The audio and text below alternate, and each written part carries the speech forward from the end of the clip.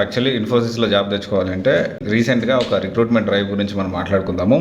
So cloud computing, cyber security, Java, Python, .NET, Android and iOS developer గురించి దీనికి సంబంధించి recruitment చేసుకుంటున్నాము అని చెప్పింది 2+ years ఎక్స్పీరియన్స్ వాళ్ళని.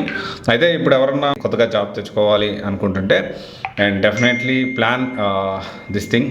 ఇలాంటి అంటే ఇన్ఫోసిస్లో జాబ్ తెచ్చుకోవాలనుకుంటే సో వాళ్ళకి చాలా ప్రాజెక్టులు ఉన్నాయి, దీని మీద ఫోకస్ చేయడానికి ప్రయత్నం చేయండి. దాంతోపాటు ఇంకొక అప్డేట్ కూడా మీకు చెప్పాలనుకుంటున్నా.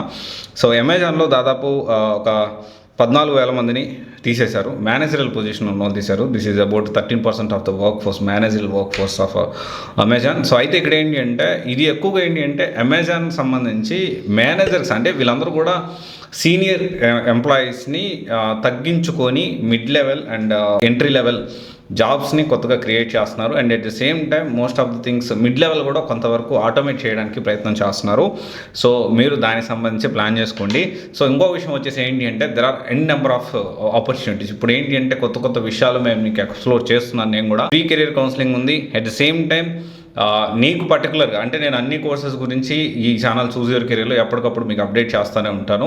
సో కొత్త విషయాలు గురించి అప్డేట్ చేస్తూ ఉంటాను. దీనికి సంబంధించి మీరు ఆల్రెడీ డిసైడ్ అయ్యి ఈ కోర్స్ని నేర్చుకుంటానంటే ఎక్కడ బాగుంటుంది ఏంటి అనేది చెప్తాము. And at the same time లేదు మీరు ఏది సెలెక్ట్ చేసుకోవాలి, మీ కెరీర్ కౌన్సిలింగ్ కావాలి అంటే డెఫినెట్లీ నేను అందుబాటులో ఉంటాను. And definitely free career counselling రెండు కూడా అందుబాటులో ఉన్నాయి. సో ఎందుకంటే సాధ్యమైనంత వరకు మీరు ఫ్రీ అప్డేట్స్కోండి, ప్రాబ్లం లేదు. కానీ ఏది మీకు పర్ఫెక్ట్గా ఏ ప్రొఫైల్కి ఏ సూట్ ఉంటుందని మాత్రం కెరీర్ కౌన్సిలింగ్లో అటెండ్ అవ్వచ్చు. Thank you.